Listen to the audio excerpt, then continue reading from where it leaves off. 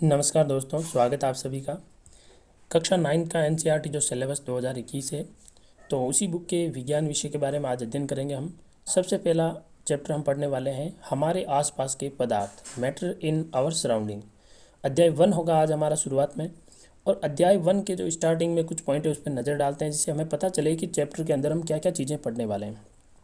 देखिए, सबसे पहले हम पढ़ने वाले हैं पदार्थ। पदार्थ का अर्थ मैं आपको यदि एक लाइन में समझाऊं तो इसका अर्थ ये हुआ कि अभी आपकी आंखों के सामने जो भी चीज़ें दिख रही है वो सब पदार्थ है। चाहे वो पेन, कॉपी, पेंसिल, टेबल, कुर्सी, चेयर या घरों में कोई भी चीज़ दिख रही है तो वो सब पदार्थ की कैटेगरी में आएंगे। अब पदार्थ को मुख्य रूप से 3 श्रेणियों में विभाजित किया गया है। पहला है ठोस, दूसरा है द्रव और तीसरा है गैस। अब यहाँ पर देखा जाए तो इन तीनों में कुछ समानताएं और कुछ असमानताएं हैं, तो उनके बारे में एक ही लाइन में अध्ययन करेंगे। देखिए, जो ठोस होते हैं उनका आकार निश्चित होता है। आपके हाथ में पेन है, आपके हाथ में बुक है, इस बुक को यहाँ रखिए या कहीं पर भी रखिए, उसका आकार कभी नहीं बदलेगा, उसका आकार निश्चित होता है। कोई निश्चित आकार नहीं होता। किसका? द्रव का। द्रव का कोई निश्चित आकार नहीं होता। यदि जैसे बर्तन में पानी को या द्रव को डालेंगे वो वैसा ही रूप ले लेगा, ठीक है। और गैस जो होती है उसका भी कोई निश्चित आकार नहीं होता है। आगे बात करें, ठोस का जो आयतन है वो निश्चित होता है। ठोस का आयतन निश्चित क्यों होता है? 1 किलोग्राम की वस्तु को यहाँ रखिए या कहीं पर भी रखिए, किसी बर्तन में भी रख दीजिए, उसका आकार जो आयतन है वो 1 किलोग्राम ही रहेगा। द्रव का आयतन है वो भी निश्चित रहता है। 1 लीटर द्रव है, कोई दूध है या घी है, तो वो 1 लीटर किसी में भी डाल दो 1 लीटर ही रहेगा। लेकिन गैस का आयतन निश्चित नहीं होता है। गैस का आयतन ऊपर नीचे हो जाता है। अगली बात कहिए इसके बारे में कि इसका कोई बाह्य बहाव नहीं होता। बहाव नहीं होता। बहाव का मतलब होता है ठोस पदार्थ को कहीं रख दो तो वो गति नहीं करेगा, ठीक है। इसको संपीड़ितता वर्ड भी यूज कर सकते हैं, यानी इनके अंदर जो संपीड़ितता है, बहाव है, वो नहीं होता।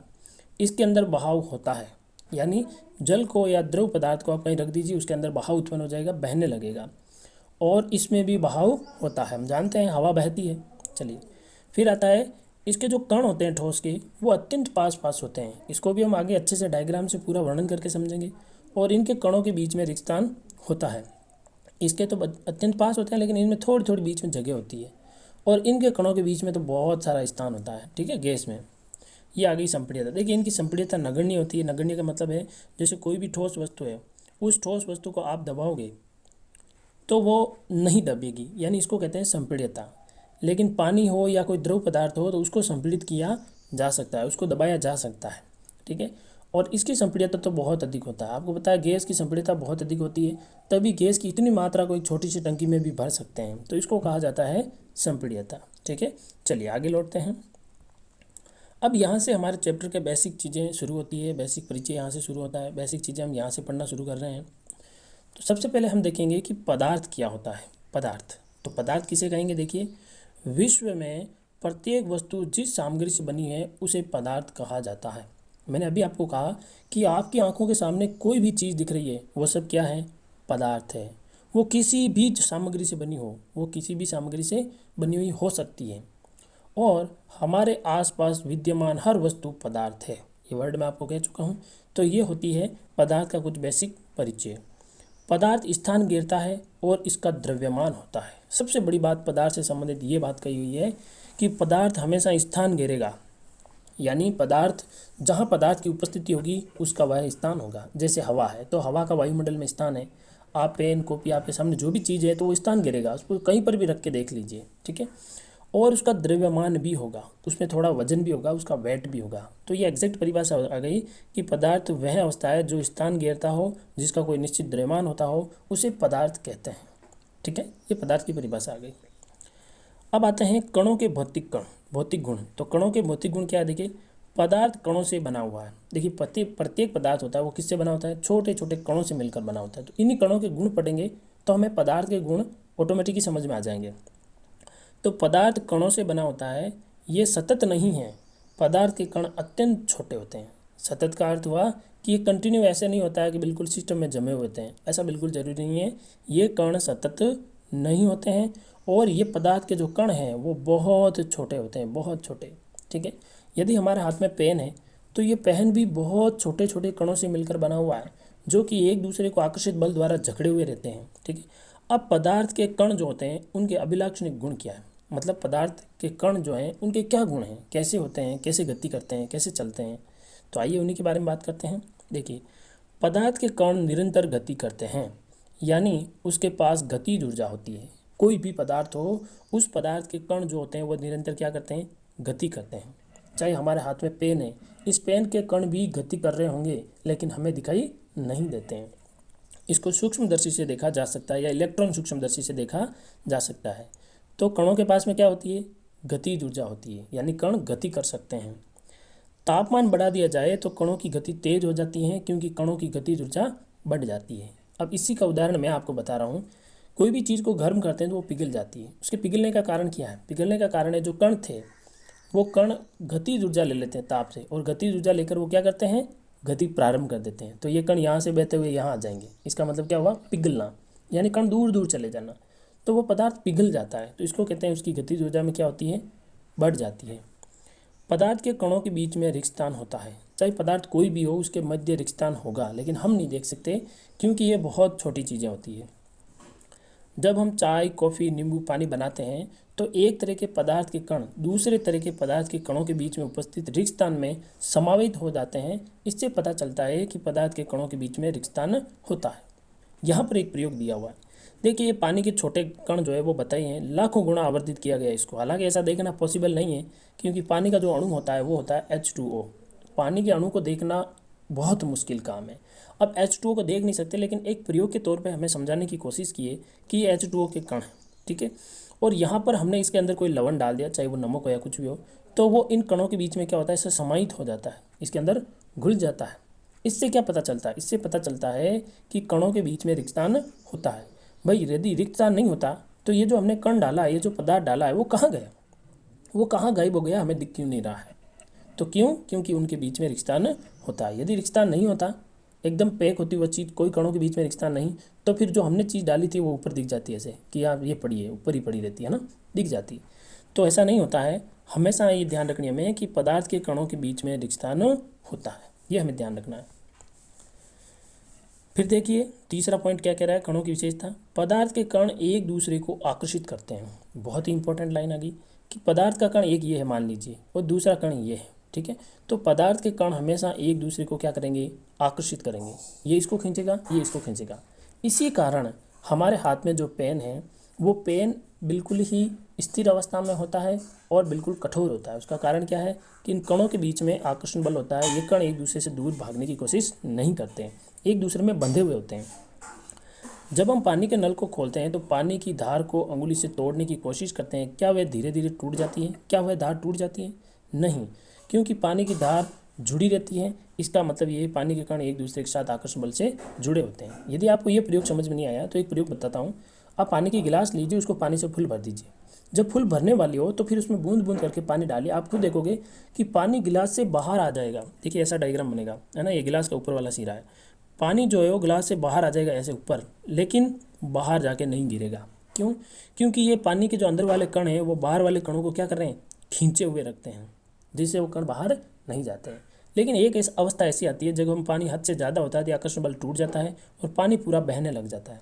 जब पानी बहता है तो भी उनमें कड़ी से कड़ी जुड़ी हुई होती है, और पानी बहता है तो भी उन कणों के मध्य आकर्षण बल मौजूद रहता है। तो तीसरा पॉइंट हमने क्या देखा, पहला पॉइंट हमने देखा कि कणों के मध्य गतिज ऊर्जा होती है। दूसरा पॉइंट हमने क्या देखा था, दूसरा पॉइंट देखा कणों के मध्य रिक्तस्थान होता है। और तीसरा पॉइंट हमने देखा है कि कण जो होते हैं वो एक दूसरे को आकर्षित करते हैं, ठीक है।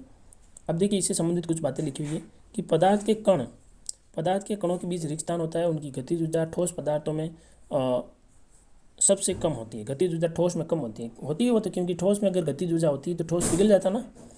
द्रव अवस्था में मध्यम और गैसीय अवस्था में गतिज ऊर्जा सबसे ज़्यादा होती है। आकर्षण बल भी ठोस में अत्यधिक होता है, तभी तो वो एक दूसरे से कण दूर नहीं जाते हैं। द्रव में मध्यम और गैस में सबसे कम आकर्षण बल होता है, इसीलिए गैस के कण जो होते हैं वो बहुत दूर दूर जाते हैं। अभी चित्र द्वारा समझेंगे आपको। गैसीय अवस्था में कणों में गति मध्यम होती है, द्रव अवस्था में न्यूनतम होती है और ठोस अवस्था में अधिकतम होती है। देखिए, यहाँ बात आ रही है गैसीय अवस्था में कणों में गति मध्यम होती है। आपस में जो कण गति करते हैं वो गैसीय अवस्था में मध्यम होती है और द्रव अवस्था में और न्यूनतम होती है, लेकिन ठोस अवस्था में अधिकतम होती है। देखिए, यहाँ पर जो बात लिखी हुई है उल्टी लिख दी है। जो कणों के अंदर गति जो होती है वो कणों की जो गति है वो गैस में सबसे ज़्यादा होगी, ठीक है, सबसे पहले गैस में, उसके बाद में द्रव में, और सबसे कम होती है ठोस में। ये बात उल्टी लिखी हुई है, हमें ये ध्यान रखना है। गैस में कणों की गति सबसे ज़्यादा, उसके बाद में द्रव, और सबसे कम होती है ठोस में। ठीक है, तो यहाँ पर ये संपीड़ितता कह सकता है। संपीड़ितता की बात करें तो संपीड़ितता गैस में सबसे ज़्यादा, फिर द्रव में, और सबसे कम ठोस में। चलिए तो आगे बात करते हैं। चलिए तो ये आ गया हमारे पास में एक प्रयोग। ये प्रयोग क्या है देखिए, यहाँ पर इस प्रयोग में हम क्या देख पा रहे हैं कि यह है ठोस, यह है द्रव, और यह है गैस। तो यहाँ क्या देख पा रहे हैं, यहाँ हम देख पा रहे हैं ठोस के कण जो है वो देखो बिल्कुल पास पास है कि नहीं। ठोस के कण बिल्कुल पास पास है, द्रव के कण देखो थोड़े दूर दूर है कि नहीं, और गैस के कण देखो बहुत दूर दूर है। ठीक है, तो ठोस में कणों के मध्य रिक्त स्थान बहुत कम होता है, इसमें थोड़ा होता है, और इसमें बहुत ज़्यादा रिक्त स्थान होता है। ठीक है, इसमें बहुत कम, इसमें थोड़ा सा, और इसमें बहुत ज़्यादा रिक्त स्थान होता है। ये देखिए गैस, ये देखिए द्रव, और ये देखिए ठोस। तो ये हो गया एक प्रयोग अपना। चलिए आगे बात करते हैं। एक और डायग्राम बना हुआ है, मैंने आपको कहा था कि मैं आगे डायग्राम से समझाऊंगा आपको। ये देखिए डायग्राम आ गया। यहाँ ठोस में हम क्या देख पा रहे हैं, जो कण होते हैं बिल्कुल आकर्षण बल द्वारा बंधे हुए होते हैं और एक दूसरे के पास पास होते हैं। लेकिन द्रव के कणों के बीच में थोड़ा सा स्थान होता है और आकर्षण बल कम होता है। गैस में देखिए आकर्षण बल बहुत कम होता है, क्योंकि ये जो कण हैं बहुत दूर दूर होते हैं। तो इसे एक पॉइंट और समझ सकते हैं हम कि इसको संपीड़ित नहीं किया जा सकता, क्योंकि इसके बीच में स्थान नहीं है। इसको संपीड़ित किया जा सकता है, जब इसको दबाएंगे तो कण थोड़े से दब जाएंगे। ठीक है, और इसको तो बहुत ज़्यादा, इसकी संपीड़ितता जो होती है वो बहुत ही अधिक होती है, इसको बहुत ज़्यादा दबाया जा सकता है। जब इसको दबाएंगे तो ये सारे कण जो है बिल्कुल पास पास आ जाएंगे। ठीक है, चलिए यहाँ पर एक चीज़ और बता सकता हूँ कि इनकी गतिज ऊर्जा जो होती है वो सबसे कम होती है, इनकी थोड़ी ज़्यादा, और इनकी सबसे ज़्यादा गतिज ऊर्जा। क्यों? क्योंकि आप खुद देखो ये कितने दूर दूर हैं। ठीक है, चलिए फिर बात करते हैं पदार्थ की अवस्था के बारे में। देखिए पदार्थ की जो अवस्थाएं होती है, मुख्य रूप से 3 अवस्थाएं होती है, जिनका सामान्य परिचय हमने पढ़ लिया है। ठोस अवस्था, द्रव अवस्था और गैसीय अवस्था, इनका सामान्य परिचय हमने पढ़ लिया है। अब इनके बारे में कुछ और विस्तृत वर्णन करेंगे। हम मानव शरीर को भी 3 अवस्थाओं में विभाजित किया गया है। कौन कौन सी? देखिए हड्डियाँ और दांत, ये ठोस अवस्था। ब्लड, रक्त और जल द्रव्य, ये द्रव अवस्था में। और फेफड़ों में हवा, गैसीय अवस्था में। 70% पानी हमारे शरीर में मौजूद है। ये लाइन ध्यान रखिएगा, हमारे शरीर में 70% क्या होता है? पानी होता है। आइए बात करते हैं अब इन तीनों की कुछ समानता और असमानता के बारे में। तो देखिए ठोस अवस्था जो होती है उसका आकार निश्चित होता है। ठोस अवस्था में स्पष्ट सीमाएं होती है, तो ये लाइन हम ऑलरेडी पढ़ चुके हैं। निश्चित और स्थिर आयतन होता है। इनकी संपीड़ितता नगण्य होती है, सुदृढ़ होते हैं। इनकी संपीड़ितता नगण्य का मतलब होता है बहुत कम। नगण्य वर्ड जब भी सुनो आप, इसका मतलब होता है बहुत कम। और आपको भी पता है ठोस पदार्थ को दबाया नहीं जा सकता, तो इसकी संपीड़ितता नगण्य होती है। अब इनसे संबंधित कुछ उदाहरण दिए हुए हैं। क्या उदाहरण है देखिए, पहला उदाहरण है कि बल लगाने से रबड़ बैंड का आकार बदल जाता है, क्योंकि रबड़ बैंड क्या है? ठोस है। लेकिन बल हटा लेने पर यह पुनः अपनी मूल अवस्था में आ जाता है। अगर अत्यधिक बल लगाया जाए तो रबड़ बैंड टूट जाता है। तो ये एक ठोस अवस्था की एक अलग कंडीशन हम कह सकते हैं कि ये हालांकि ठोस है, लेकिन ठोस के अंदर ये एक ऐसा पदार्थ होता है जिसके कारण कणों के मध्य आकर्षण बल बहुत कम होता है।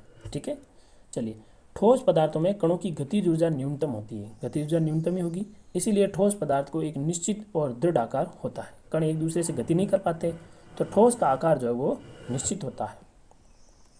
शर्करा और नमक जिस बर्तन में रखे जाते हैं उसी बर्तन का आकार ले लेते हैं, लेकिन ये ठोस पदार्थ हैं, क्योंकि क्रिस्टलों का आकार भी वही होता है। देखिए यहाँ वर्ड यूज क्यों लिया है, इसका मतलब आप कहोगे शर्करा ठोस है, लेकिन शर्करा को अलग अलग बर्तन में डालते हैं तो वो अलग अलग आकार ले लेती हैं। इसका कारण क्या है? इसका कारण ये है क्योंकि ये क्रिस्टल हैं। क्रिस्टल का मतलब ठोसों का सूक्ष्मतम रूप है। ये ठोसों का सूक्ष्म रूप है ये, और ठोसों का सूक्ष्म रूप जो होता है वो अधिक मात्रा में एक जगह स्थित होता है, तो उसको द्रव की श्रेणी में रखा जा सकता है। तो ये द्रव की तरह व्यवहार करेंगे। हाथ से दबाकर स्पंज को काफ़ी हद तक संपीड़ित कर सकते हैं, लेकिन फिर भी ये ठोस है।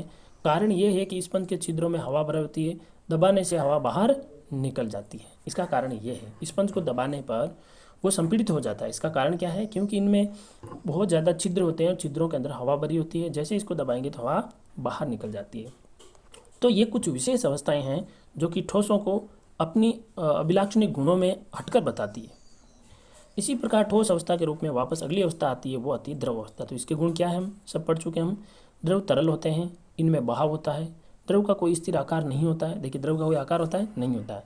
ये बर्तन का आकार ले लेते हैं। द्रव का निश्चित आयतन निश्चित होगा, 1 लीटर तो 1 लीटर रहेगा। द्रव में संपीड्यता कम होती है। कम का मतलब उसमें तो नगण्य था, ठोसों में क्या था, नगण्य, और यहाँ थोड़ी कम बताई हुई, यानी ठोसों से थोड़ी ज़्यादा संपीड्यता होती है। अब इसके भी कुछ उदाहरण है, जैसे द्रव के कणों का आकर्षण बल उसका आकार निश्चित रखता है। देखिए आकार निश्चित, आयतन निश्चित क्यों है, द्रव का आयतन निश्चित क्यों है, क्योंकि उनके कणों के मध्य क्या है, आकर्षण बल है। द्रव जिस बर्तन में रखे जाते हैं उसी बर्तन का आकार ले लेते हैं। गैस जैसे ऑक्सीजन और कार्बन डाइऑक्साइड CO2 पानी में विसरण करती है। विसरण करने का मतलब है एक जगह से दूसरी जगह जाना। और यही जलीय पौधे व जीव पानी में घुली ऑक्सीजन के कारण ही पानी में सांस ले पाते हैं। ये जलीय जीव सांस श्वसन क्रिया कैसे करते हैं, क्योंकि पानी के अंदर ऑक्सीजन और कार्बन डाइऑक्साइड ये विसरित होती है। विसरण का मतलब होता है फैलना, ठीक है, इधर उधर गति करना, फैलना, ठीक है। तो यहाँ पर ये लाइन ये बताना चाह रही है कि जो पानी के अंदर तरल पदार्थों में जीव जंतु होते हैं वो श्वसन क्रिया कैसे करते हैं। द्रव अवस्था में विसरण अधिक होता है। देखो द्रव अवस्था में विसरण होना ही है। पानी को आप जहाँ पे भी गिराओगे उसके जो रेले हैं, उसकी जो धार है, वो देखना आप चारों ओर फैल जाएंगे, है ना, ऐसे पानी आगे की ओर बढ़ता जाएगा। इसको कहते हैं विसरण की क्रिया, है ना। और ठोस पदार्थ में कम होता है, क्योंकि कणों में गति द्रव में ज़्यादा होती है और ठोस में कणों की गति कम होती है। भाई द्रव पदार्थ में कण जो होते हैं बहुत ज़्यादा गति करते हैं, इसलिए इसके अंदर विसरण ज़्यादा पाया जाता है। अब ठोस पदार्थ को आप कितना ही विसरण करवा लो, वो विसरण नहीं करने वाला है। आप कोई लोहे की कोई भी वस्तु को कहीं रख दीजिए, क्या वो विस्तृत हो जाएगी, क्या वो फैल जाएगी। आपका पेन आप टेबल पे रखोगे, क्या वो फैल जाएगा, दूर दूर चले जाएगा टूटकर, नहीं। तो इनमें विसरण की क्रिया नहीं पाई जाती है। विसरण की क्रिया मुख्य रूप से किसमें पाई जाती है, द्रव में पाई जाती है, और द्रव से ज़्यादा पाई जाती है गैसों में। तो ये हो गई हमारी द्रव्य अवस्था। अब बात करते हैं गैसीय अवस्था के कुछ अभिलाक्षणिक लक्षण। देखिए गैसों में बहाव होता है, हमें पता है गैसें बहती है। गैसों में संपीड्यता अधिक होती है। देखो बात आ गई, सबसे ज़्यादा संपीड्यता होती है गैसों में। बार बार ये संपीड़न वर्ड आ रहा है, अगर आप भूल रहे हो ये क्या चीज़ है तो मैं बता देता हूँ। संपीड़न का अर्थ होता है किसी पदार्थ को दबाते हैं तो कितना दबेगा, ठीक है। ठोस को दबाएंगे तो नहीं दबेगा, तो संपीड्यता नगण्य। द्रव को दबाएंगे थोड़ा सा दब जाएगा, तो संपीड्यता थोड़ी होती है। और गैस को दबाएंगे तो बहुत ज़्यादा दब जाएगी और इसकी संपीड्यता सबसे ज़्यादा होती है। गैसों में कोई निश्चित सीमाएं नहीं होती हैं। गैसों में कोई निश्चित आकार नहीं होता है। गैसों में कोई निश्चित आयतन भी नहीं होता। गैसों का आयतन होता है 1 लीटर 2 लीटर, नहीं होता है। गैस में कण इधर उधर घूमने से पूरी तरह से स्वतंत्र होते हैं। उनमें आकर्षण बल जो है वो बहुत कम होता है। आकर्षण बल बहुत कम होता है, इसीलिए गैसों में बहाव होता है। गैसों के अंदर आकर्षण बल जो है वो लगभग नगण्य होता है, इसलिए गैसें एक जगह से दूसरी जगह पर बहाव करती है। गैस का कोई निश्चित आयतन भी नहीं होता है, इसीलिए गैस जिस भी बर्तन में रखी जाती है वह उसी बर्तन का आकार ले लेती है। तो आज हमने ठोस, द्रव, गैस तीनों के अभिलाक्षणिक गुण पढ़ लिए हैं, ठीक है। तो गैसों के बारे में 1-2 लाइन और बच गई, चलो इसको भी पढ़ लेते हैं। गैसीय अवस्था में कण नियमित रूप से तेजी से गति करते हैं। इसी कारण कण आपस में और बर्तन की दीवारों से टकराते हैं।